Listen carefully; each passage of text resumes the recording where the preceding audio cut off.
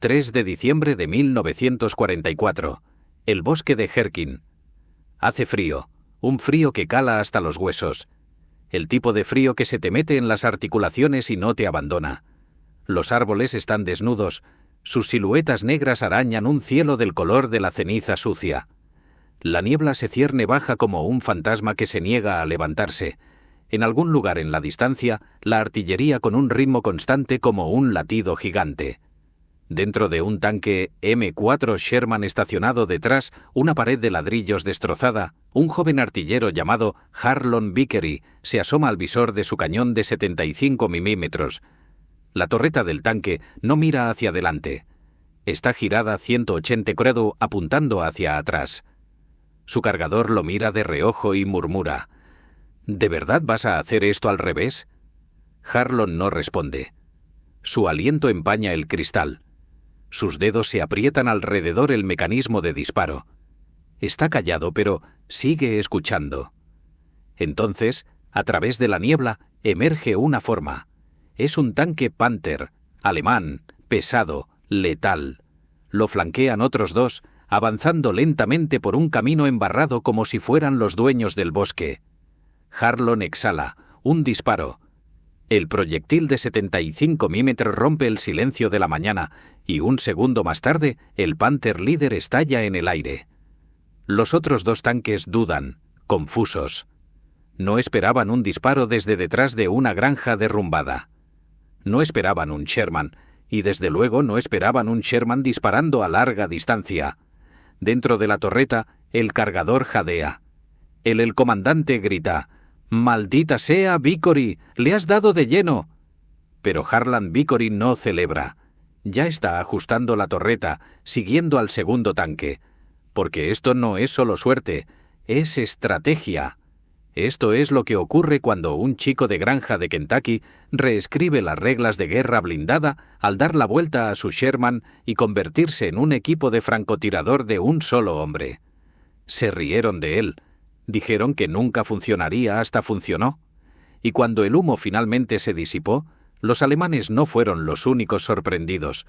El artillero que nadie esperaba. Antes de convertirse en el hombre que sorprendió a una columna de tanques alemanes en el corazón del bosque de Jerkin, Harlon Vickery era un chico tranquilo más del condado de Whitley, Kentucky. No era alto. No era ruidoso. No creció rodeado de tanques ni siquiera coches. Creció arreglando tractores. Su padre tenía una pequeña granja. Su madre era maestra y, como tantos otros jóvenes después de Pearl Harbor, Harlon se alistó en el ejército de los Estados Unidos porque sentía que era lo correcto. Nunca imaginó que acabaría en un tanque Sherman, y mucho menos al mando de su cañón en uno de los bosques más mortíferos de Europa. Harlan se entrenó en Fort Knox, Kentucky, donde fue asignado a la división blindada. Sus instructores notaron que tenía manos firmes, vista aguda y una forma tranquila de pensar en los problemas que la mayoría de los reclutas no tenían. Mientras que otros disparaban por instinto, Harlon hacía cálculos matemáticos en su cabeza. Medía la distancia. Observaba el viento. Calculaba. Aún así nadie se fijaba en él. No era el más rápido. No era el más ruidoso. Y en una guerra en la que las grandes personalidades a menudo llegaban a la cima, Harlan permaneció en la sombra hasta que llegó a Europa. Cuando su unidad desembarcó en Francia en agosto de 1944, la guerra había cambiado. Los estadounidenses habían salido de Normandía. Los aliados avanzaban hacia el este, haciendo retroceder a los alemanes hacia su propia frontera. Pero ahora venía la parte difícil. Avanzar por un terreno que favorecía en gran medida la defensa, colinas, bosques densos, carreteras estrechas, terreno propicio para las emboscadas. Ahí es donde entró en acción el tanque M4 Sherman. El M4 era el principal tanque de combate de Estados Unidos. Se fabricaron más de 49.000 de ellos durante la guerra, lo que lo convirtió en uno de los tanques más producidos de la historia. Pero el Sherman tenía problemas graves. Su cañón de 75 milímetros tenía dificultades para penetrar el blindaje alemán a larga distancia. Su blindaje era delgado en comparación con los tanques Panther y Tiger alemanes, En combate directo, los Sherman a menudo se veían superados en potencia de fuego y rendimiento. Los soldados bromeaban diciendo que era un Ronson, en referencia al mechero, porque se encendía a la primera, siempre. Aún así, el Sherman tenía ventajas. Era rápido, fácil de reparar, y cuando se utilizaba con inteligencia, especialmente en grupos coordinados, podía abrumar al enemigo. Pero requería tácticas y soldados dispuestos a pensar de forma diferente. Ahí es donde entró Harlan. Tras 2 meses de escaramuzas y situaciones peligrosas, la tripulación de su tanque había desarrollado un vínculo. Su comandante era el sargento primero Jean Corbin, un ruidoso nativo de Chicago al que no le importaba mucho la teoría. «Hazlo sencillo», solía decir Corbin. «Conduce, dispara, sobrevive». Pero Harlan empezaba a pensar que la supervivencia no iba a venir de conducir y disparar. Iba a venir de la sorpresa, de pensar como el enemigo, de hacer algo que nadie más se atrevía a hacer. Así que una noche, mientras limpiaba el arma tras un largo día de patrulla, Harlan sacó el tema. «¿Y si...?» preguntó. «Colocamos el Sherman en marcha atrás». El cargador, el soldado de primera clase Mike Rizzo, se echó a reír. «¿Quieres decir disparar hacia atrás?» «No», dijo. «Me refiero a aparcarlo de espaldas a la carretera. Girar la torreta 180 grados. Usar la parte trasera para enfrentarnos al enemigo. De esa manera podemos retroceder hasta una posición, disparar y avanzar para retirarnos. Nos hacemos más discretos. Permanecemos ocultos y podemos atacar primero». Corbin lo miró fijamente durante un largo momento y luego negó con la cabeza.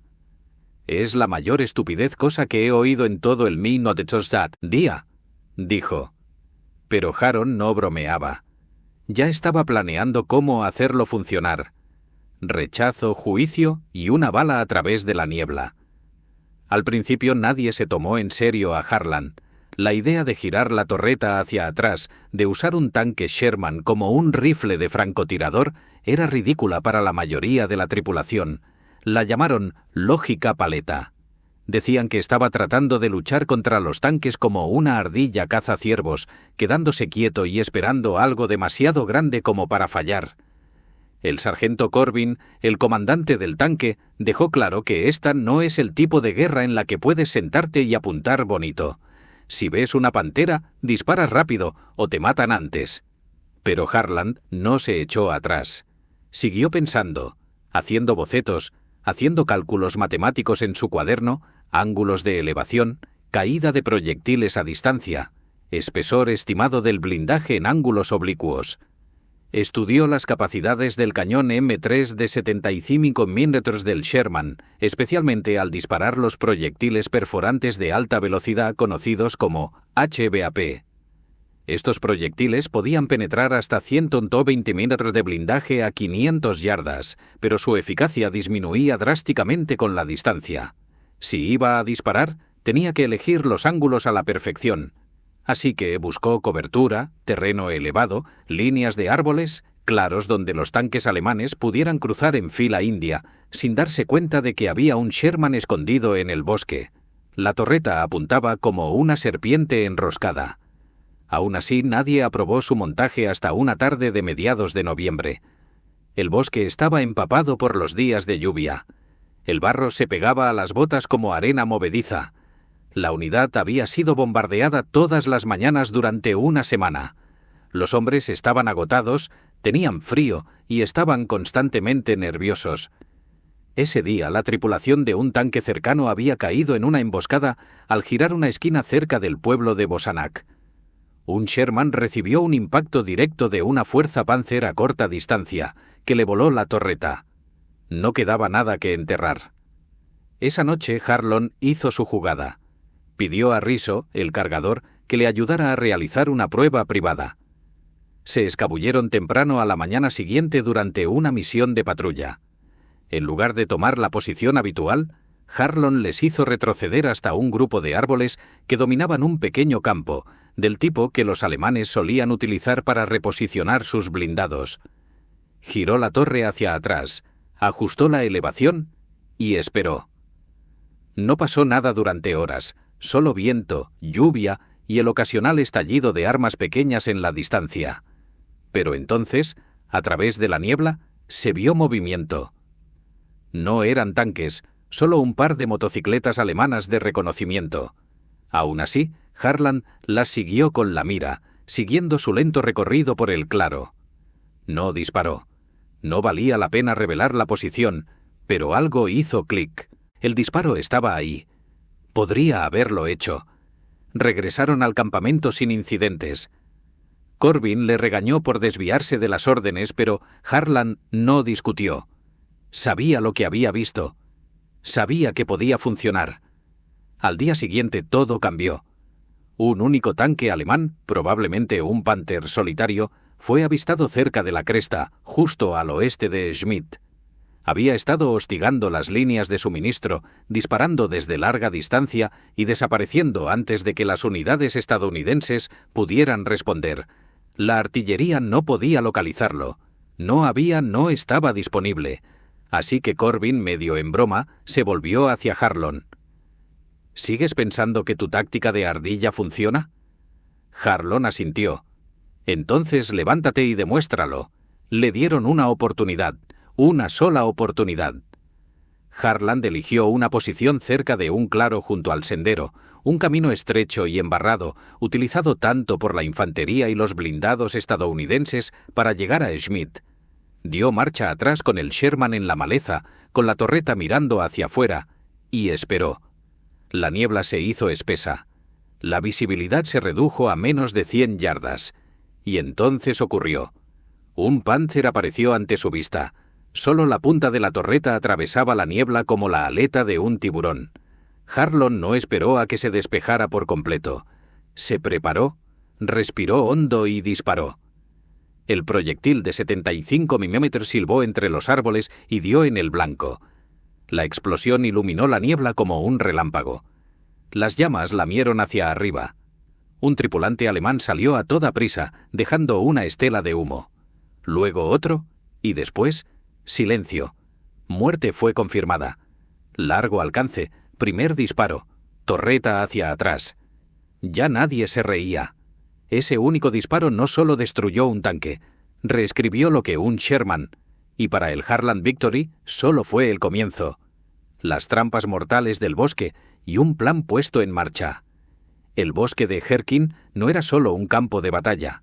Era una picadora de carne que se extendía a lo largo de 50 millas cuadradas de bosques densos y enmarañados cerca de la frontera alemana.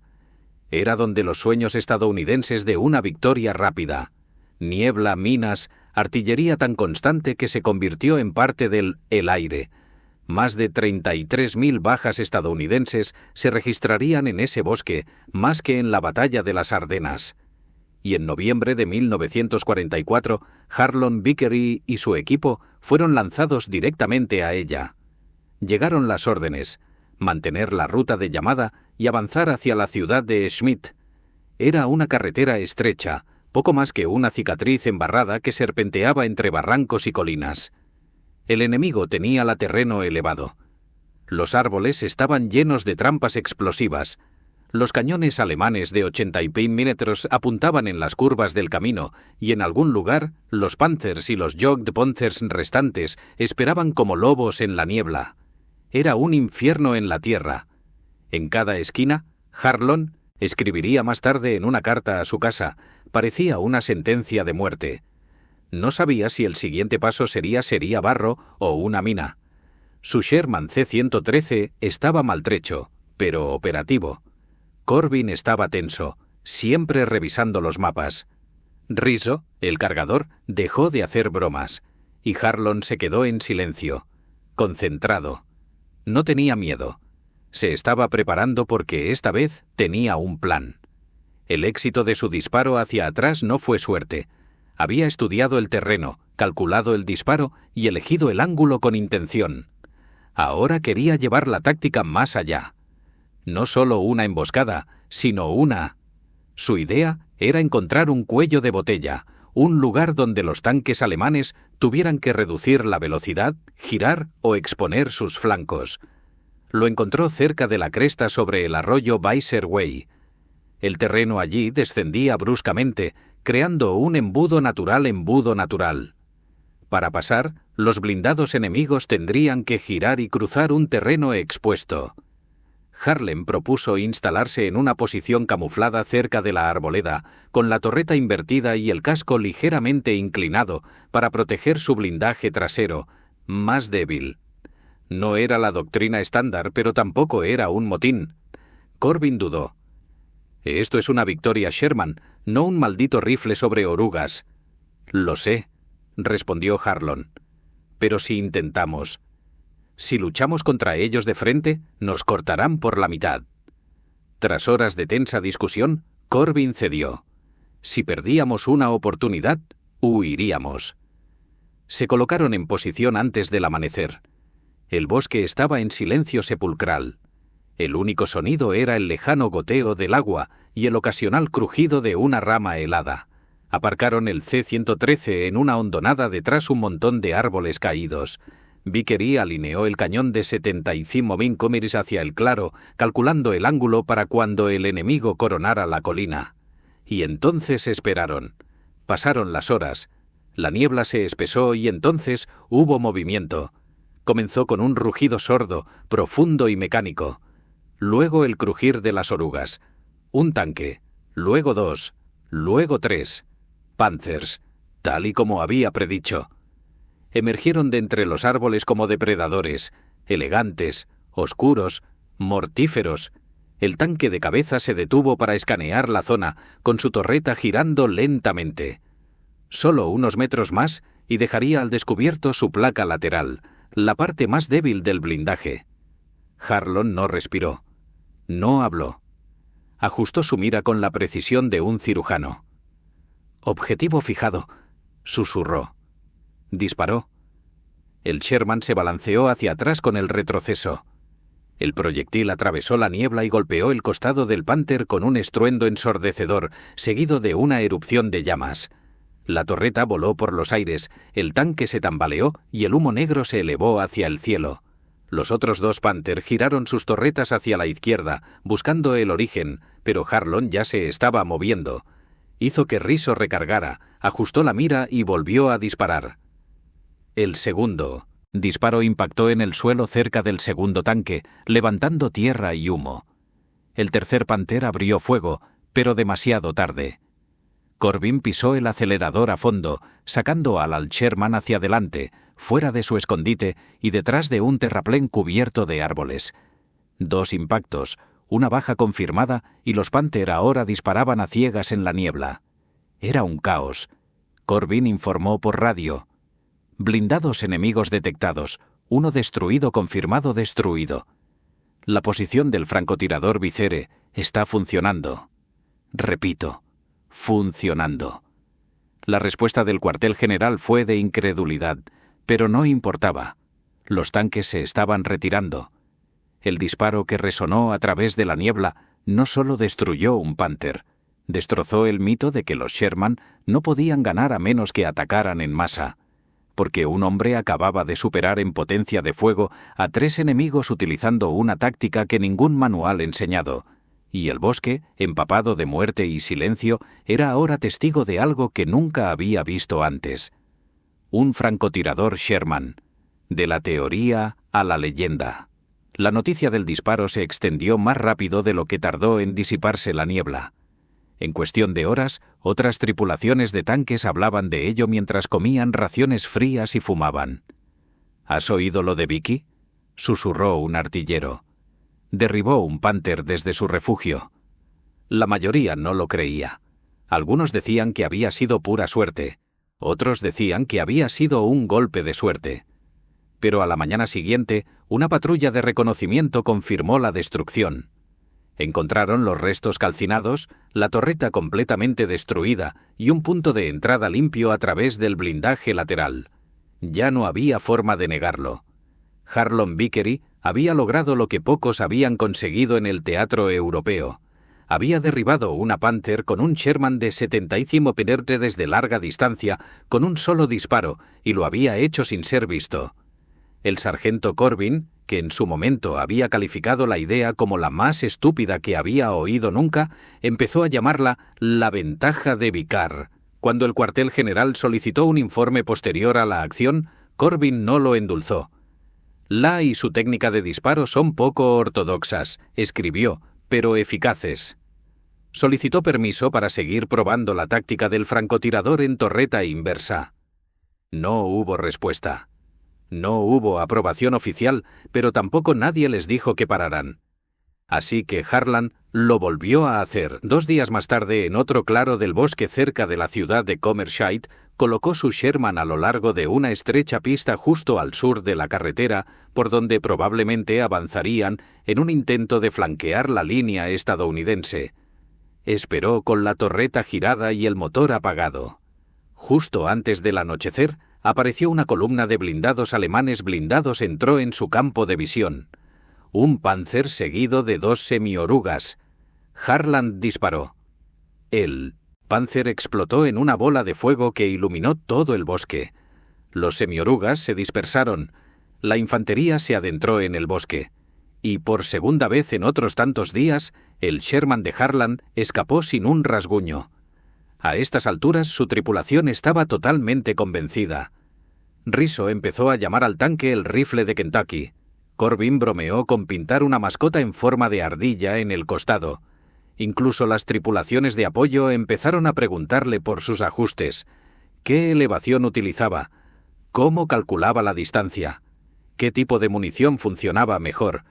Y, entre bastidores, otras tripulaciones comenzaron a intentar replicarlo de manera no oficial, en silencio.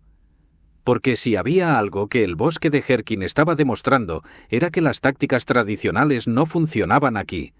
No se podía abrirse paso a la fuerza bruta por los campos minados y las trampas explosivas. Había que ser más inteligente, había que adaptarse. Y eso era exactamente lo que... Pero la adaptación tenía un precio. A medida que crecía su leyenda, también lo hacía el peligro. Los alemanes no eran tontos. Comenzaron a cambiar de patrón, evitando las líneas de árboles, enviando exploradores por delante y disparando a ciegas en los puntos sospechosos de emboscada. Un Panther incluso intentó una maniobra de francotirador, disparando rondas de alto explosivo contra las posiciones sospechosas de los tanques estadounidenses antes de entrar en la zona. Harron y su tripulación evitaron por poco la muerte cuando un proyectil cayó a solo 20 pies de su posición, cubriéndolos de tierra y metralla. Les sacudió, pero no les detuvo, porque ahora no solo estaban sobreviviendo, estaban reescribiendo el libro de jugadas, y en algún lugar entre Comerscheid y Schmidt, entre botas congeladas, radios atascadas y el hedor omnipresente de la lacordita, Harlan Vickery, el chico de granja, el cerebrito, el pensador silencioso, se estaba convirtiendo en algo que la guerra nunca había visto antes. Un francotirador blindado, un mito con nombre y una torreta apuntando en la dirección equivocada. El tiro perfecto bajo fuego enemigo. 26 de noviembre de 1944. Fue el día en que el bosque explotó. Los alemanes, desesperados por mantener la línea ante los aliados, llegaron al río Rower, lanzaron una contraofensiva a lo largo del sendero K y entraron en las aldeas de Comerscheid y Schmidt. La infantería estadounidense estaba siendo golpeada por la artillería y acorralada por ametralladoras empotradas. Los tanques Panther avanzaban por estrechas carreteras llenas de trampas explosivas, apoyados por morteros y proyectiles que estallaban en los árboles y llovían como una lluvia de metralla. La unidad de Harlan recibió la orden de defender el extremo sur de Comerscheid, sin refuerzos, sin apoyo aéreo, solo un puñado de Sherman, algunos y munición suficiente para un día, según les dijeron. Si perdemos esta cresta, perdemos toda la línea. Al amanecer la niebla volvió, más espesa que nunca. Harlan colocó su Sherman detrás de un muro bajo de piedra en el borde del pueblo, de espaldas a la carretera principal. Una vez más, la torreta estaba invertida. Una vez más, la tripulación cuestionó la disposición. «Vickery», dijo Corbin en voz baja, «si nos atacan, no tendremos a dónde huir». «No vamos a huir», respondió Harron. «Vamos a golpear primero». Se quedaron silencio. Cada hombre tomó su posición. Rizzo comprobó las municiones. 2 HEBAP cargadas primero, luego las perforantes estándar y por último las de humo. El suelo tembló. Las Panther alemanas. 3 de ellos apoyados por infantería. Su formación era compacta y eficaz. Probablemente habían estudiado los movimientos estadounidenses y esperaban resistencia frontal, pero no esperaban la torreta trasera de Harlan apuntando desde el flanco. El primer tanque entró en el campo de visión. Harlan ajustó la distancia. 700 yardas. La niebla se disipó lo suficiente como para permitirle ver una silueta. Disparó. El proyectil impactó bajo, golpeó la rueda dentada. El Panther se detuvo en seco, sin movilidad. Las llamas estallaron por debajo, pero entonces el segundo tanque abrió fuego en dirección a la explosión. Los escombros volaron. Los árboles se hicieron añicos. El Sherman se balanceó cuando un proyectil detonó detrás de ellos. Harlan gritó: «¡Recargad!». Rizzo introdujo a toda prisa el siguiente proyectil HEBAP en su sitio. Harlan apuntó de nuevo, esta vez hacia el anillo de la torreta del segundo tanque. Disparó. El proyectil atravesó la torreta. Esta se levantó 60 centímetros del casco antes de que el fuego consumiera el compartimento de la tripulación. El tanque se sacudió y luego se derrumbó hacia adentro como un animal moribundo. Luego vino el tercero. Los vio. Su cañón giró. Lento, deliberado, mortal. Harlan gritó: «¡Muévete!». Corbin aceleró el motor, pero las orugas se atascaron en el barro. La torreta del tercer Panther apuntó. Entonces, justo cuando el tanque alemán estaba a punto de disparar, ¡bum! Un proyectil de otro Sherman, un Sherman estadounidense, lo alcanzó desde el lado opuesto. Habían llegado refuerzos, atraídos por el humo y las comunicaciones por radio. El tercer Panther intentó girar, pero quedó atrapado en fuego cruzado. Explotó en una columna de humo y acero. El campo de batalla quedó en silencio. 3 Panther, todos destruidos, y el Harlan Sherman rayado, sacudido, quemado, seguía en pie. Se retiraron detrás de la cresta mientras los médicos se acercaban y la infantería avanzaba. Harlan se sentó en silencio, con las manos temblando por primera vez. «¿Estás bien?», preguntó Rizzo. Harlan asintió. «Sí, solo pensando en que...». «Ese era el disparo que temía», dijo, «en el que ya estás muerto antes de disparar». Pero había disparado y había ganado. El disparo a través de la niebla había sido teoría. El disparo bajo fuego. Eso era la prueba. Ese día, los oficiales comenzaron a llamar a las tácticas de Harlan la doctrina del arma larga. Algunos querían escribir sobre ello. Otros no sabían qué pensar. Pero entre las tripulaciones de los tanques, aquellos que lucharon, se congelaron y sangraron en el bosque, el nombre de Harlan Vicker comenzó a significar algo.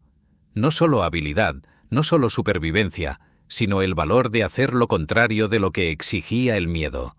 Los imitadores, los escépticos y el legado en movimiento. En la guerra las leyendas se difunden rápidamente, pero la confianza se extiende más lentamente. Después de Comerit, las tripulaciones de tanques de toda la 20ª División Blindada comenzaron a susurrar sobre el método de Vickar. Algunos lo probaron, la mayoría no. No porque dudaran del recuento de bajas. Esas eran reales, sino porque temían la configuración. Iba en contra de todo lo que les habían enseñado. La doctrina de los tanques decía: enfréntate, carga con fuerza, dispara, maniobra y mantente en movimiento.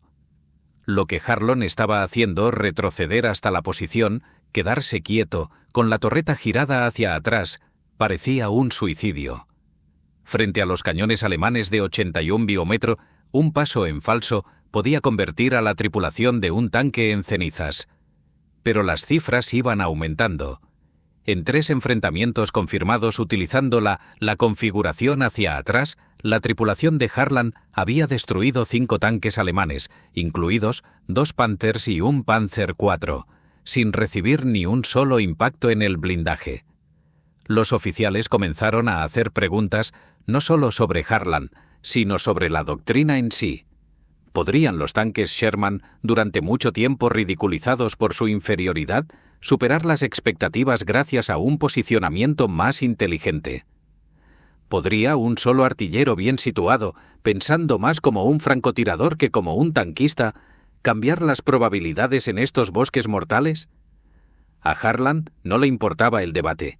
Le importaban los hombres que estaban dentro del tanque. Le importaba seguir con vida y, sobre todo, le importaba no desperdiciar disparos. Una noche, mientras comían un guiso frío, le dijo a un tripulante novato: «No dispares a menos que estéis seguros. Cada proyectil cuesta más que metal. Cuesta tiempo, ruido y vuestra posición. Así que esperad, respirad, pensad». Eso es lo que hacía diferente a Harlan. Otros artilleros disparaban por instinto. Harlan disparaba pensando, pero con la fama llegó fricciones. Un oficial superior, el coronel Bennett, rechazó por completo esa táctica. Girar la torreta hacia atrás es una forma estupenda de morir mirando hacia donde no debes, dijo en una reunión informativa.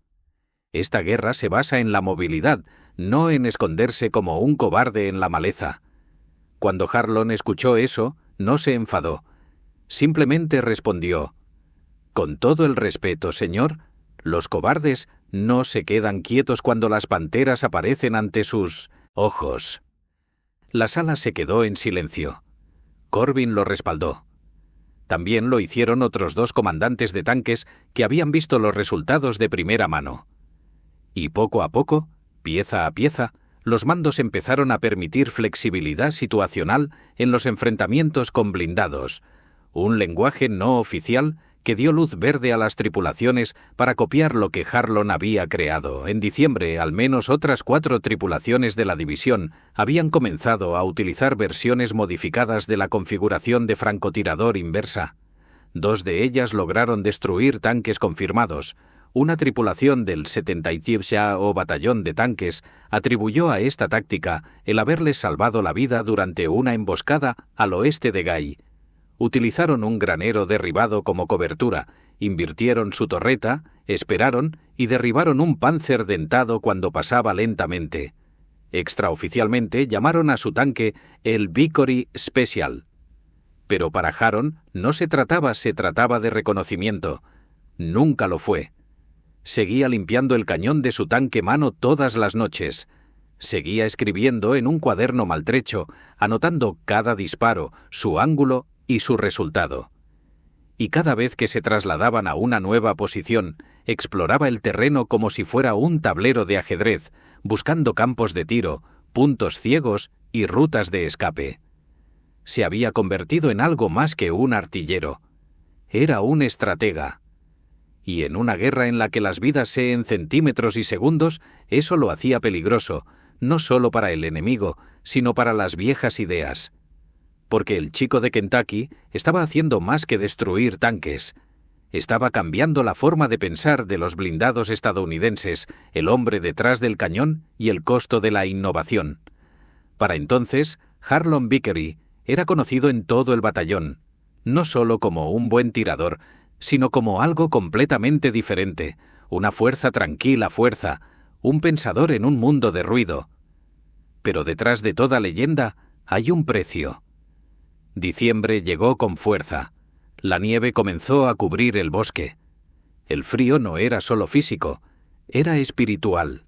La moral decayó. La lucha se prolongó. El barro se congeló y se convirtió en hielo irregular. La congelación se cobró dedos, pies y extremidades enteras. Incluso los Panthers comenzaron a averiarse por fallos en el motor debido a las temperaturas bajo cero. El Sherman de C-113 Harlan estaba ahora cubierto de abolladuras, hollín y manchas de humo de las batallas pasadas. Nunca volvieron a pintarlo. Las cicatrices se convirtieron en parte de él, como una advertencia o una promesa. Harlan también cambió. Ya no se estremecía al oír el sonido de la artillería enemiga. Apenas pestañeaba cuando la metralla desgarraba la corteza de un árbol cercano. Pero lo que sí le sacudía, lo que se le quedaba grabado, era el silencio que seguía a un disparo. el saber, el momento entre la muerte y la siguiente respiración, cuando se daba cuenta de que otra tripulación, hombres como él, nunca volverían a salir de esa caja de metal en llamas. Le escribió a su madre: «No sé cómo sentirme ya. Cada disparo que hago nos salva, pero cada disparo que hago también significa que el hijo de alguien, hijo de otra persona, no vuelve a casa. A veces todavía puedo ver la escotilla abrirse justo antes de que el fuego la alcanzara». Rizzo dejó de bromear por completo. Corbin se volvió más cauteloso, negándose a correr riesgos innecesarios. Y Haron comenzó a llevar consigo una foto de su hermana menor, Leia, de 8 años, con trenzas, sonriendo delante del mismo tractor que solía reparar en Kentucky. La pegó con cinta adhesiva en el interior de la torreta, justo encima del telémetro. «Algo que me recuerde por qué estoy disparando», dijo. Pero incluso con el peso emocional, nunca dejó de adaptarse. En un enfrentamiento cerca de la ciudad de Bernstein, utilizó la elevación por primera vez, aparcando el Sherman en una pendiente, disparando hacia abajo contra un tanque Tiger que se acercaba por una carretera inferior. El disparo perforó la placa trasera del motor. Un disparo, una baja. No por arrogancia, sino por necesidad, porque cada bala que disparaban contaba contar. A estas alturas los mandos habían dejado de cuestionarlo. De hecho, habían comenzado asignándole discretamente funciones de observación avanzada, no para explorar el terreno, sino para establecer zonas de muerte para sus tácticas de francotirador. Incluso trajeron a una segunda equipo para que aprendieran directamente de él. Pero Harlon no se veía a sí mismo como un maestro. Seguía viéndose como un afortunado. Seguía viéndose como el chico de granja que solo intentaba que mataran a sus amigos. Una noche, después de su 20ª misión, Corbin le preguntó: «¿Qué pasará cuando termine esta guerra?». Harlon bajó la mirada hacia sus manos, llenas de callos y quemadas en algunos lugares por los casquillos calientes. «Supongo que me iré a casa», dijo. «Volveré a arreglar tractores. Quizá enseñe a mi hermana a conducir». Y por un momento se hizo el silencio en el tanque. Sin proyectiles, sin radio, solo el viento entre los árboles y el recuerdo de un chico que reescribió las reglas. No para ser un héroe, sino para llevarse a sí mismo y a sus hermanos a casa. El niño que disparaba con un tanque. Cuando nieve finalmente se derritió sobre las ramas destrozadas del bosque de Harkin, reveló más que cráteres de proyectiles y tanques quemados. Reveló los fantasmas de una doctrina deshecha, destrozada no por el fuego, sino por el pensamiento. Entre esos fantasmas estaba el legado de un joven, Harlon Vickery. Él no cambió la guerra con rango o mando. No tenía ningún batallón a su nombre, ninguna táctica patentada, ningún campo de batalla con su nombre. Pero lo que sí tenía era algo mucho más raro, una mente que se negaba a aceptar que las cosas se hicieran como siempre. Los informes oficiales nunca mencionaron su nombre. Hicieron referencia a despliegue no lineal de tanques, utilización asimétrica de blindajes, pero a las tripulaciones que regresaron con vida no les importaba ese lenguaje. Simplemente decían que él nos había enseñado a luchar de forma más inteligente. A principios de enero de 1945, las tácticas de Harlan se habían extendido más allá de los rumores. Algunos comandantes instruyeron discretamente a las tripulaciones para que exploraran como francotiradores, que trataran el terreno como cobertura, que no dispararan primero sino mejor. Y, sin embargo, Harlon no estaba allí para verlo. Tras un tercer conato de muerte, un proyectil que mató a la tripulación del Sherman que estaba junto al suyo. Solicitó ser relevado. No porque tuviera miedo, sino porque había visto morir a demasiados buenos hombres a pocos centímetros. Había demostrado lo que había venido a demostrar. Así que le dejaron marchar. Cuando bajó del tren de vuelta a Kentucky en la primavera de 1945, nadie le saludó. Nadie lo vitoreó. Su hermana pequeña corrió hacia él y lo abrazó. Su padre le entregó un llave inglesa. Su madre puso otro plato en la mesa. Y eso, decía siempre Harlon, era la mejor forma de dar la bienvenida. Nunca hizo carrera con lo que hacía. Nunca escribió un libro, nunca se llamó a sí mismo francotirador.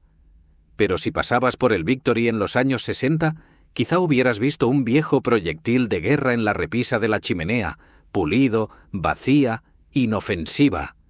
Y si le hubieras preguntado por ella, él habría sonreído y diría: «Esa es la que me permitió volver a casa».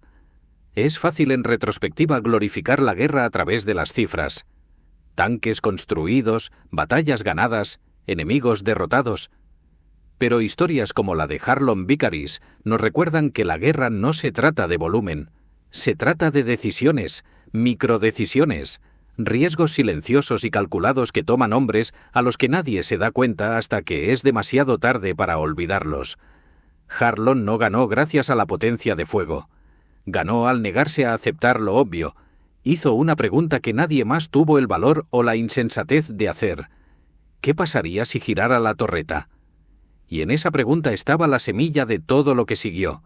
Se salvaron vidas, se cambiaron mentalidades y nació una nueva forma de pensar, no de un libro de texto, sino de las entrañas de un joven asustado en una caja de acero. Quizá ese sea el verdadero legado de soldados como él. No el número de enemigos muertos, sino el número de vidas que no tuvieron que morir, porque un hombre decidió mirar el campo de batalla al revés.